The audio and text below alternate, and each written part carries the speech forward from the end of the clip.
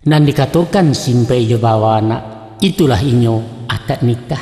SK nan turun dari syarat. Sedangkan ibarat ambalau jo parake, itulah inyo kasih sayang.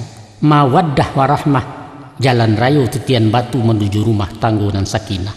Sejahtera lahiriah, bahagia batiniah.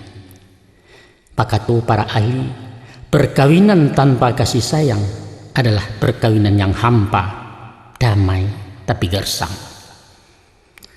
Dan perlu bana kau pahami bahwa perkawinan adalah sesuatu nan sakral, agung seratu suci, sunnah rasul perintah Allah, hukumnya wajib dan mampu. Artinya apa? Nikah kawin itu ibadah, sahnya amal karena niat. Maka nyampang ko iswa bersuami batua kan niat dari pangka nawaitu lillahi ta'ala, bukan lain dari yang lain. Ingat itu.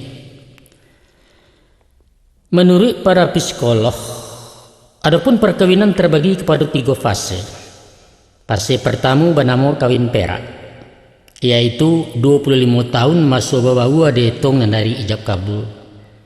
Fase kedua bernama kawin emas, 50 tahun umur perkawinan. Salabiahnya sampai ke ujung, disitulah perkawinan sepuh atau masuk barembang patang menanti-nanti malam ketibo ajalulah datang menjemput.